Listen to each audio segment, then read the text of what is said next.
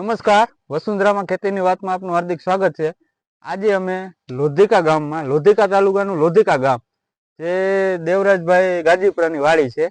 હવે એમને ઘઉંની વેરાયટી વાવી છે। પહેલાં તો એમને ઘઉંમાં એક ઉંદરનો પ્રશ્ન હતો, તો એમને દેશી દવાનો એક ઉપયોગ કરેલો છે। તો એ દેશી દવા કઈ છે એની માહિતી લેવું, અને ઘઉંમાં એને ટ્રીટમેન્ટ, એને જે ટ્રીટમેન્ટ કરેલી છે એ વસુંધરા એગ્રો દ્વારા બધી ટ્રીટમેન્ટ કરેલી છે। અને એમની મહેનતથી જે એને કોઠા હુધથી જે ઘઉં પકવે છે એમની એક આપણે માહિતી લેવું। તો પહેલા તમારો પરિચય આપો। મારું નામ છે દેવરાજભાઈ વસરામભાઈ ગાજીપુરા, બરાબર, ગામ લોધિકા। બરાબર। હવે તમે આ ઘઉં કેટલા વીઘાના વાવ્યા? આ ઘઉં વાવ્યા 5.5 વીઘાના। બરાબર। અને વીઘે તમે આ ઘઉં કેટલા નાખ્યા? વીઘે ઘઉં નાખ્યા 18 કિલો। બરાબર। હવે તમે ઘઉંમાં પાયા ખાતર કેવું આપેલું? પાયા ખાતર NP વાપર્યું। બરાબર। પછી કઈ અન્ય ખાતર આપેલા? ઉરિયા નાખ્યું। બરાબર। અને નીચે એને જ્યારે નાના ઘઉં હતા ત્યારે ઝીંક સલ્ફર એકવાર આપેલું છે, અને બીજું કે ઉપરથી એને 052 અને બોરોનનો છંટકાવ કરેલો છે।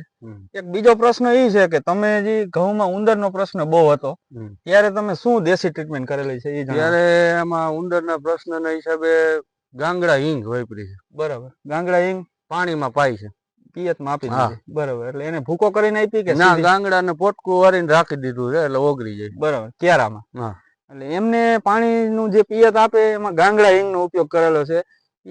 એમનો અનુભવ છે કે ગાંગડા હિંગ ઘઉંમાં પાવાથી ઉંદરનો, ટૂંકમાં ઉંદર ઘઉંમાં આવતા જ નથી, એવું ખરું ને? તમે આની પહેલા ક્યારે ઉપયોગ કરેલો? ના, એ કર્યો નતો, પણ અમે બીજેથી જાણીને આવી રીતના કર્યું હતું। બરાબર।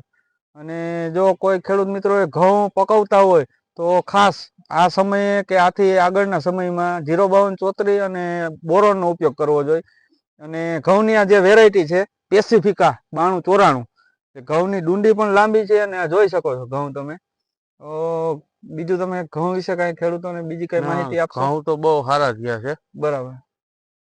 આમણામ રહી જાય ને આડા ન પડે તો। હા, તો આભાર દેવ।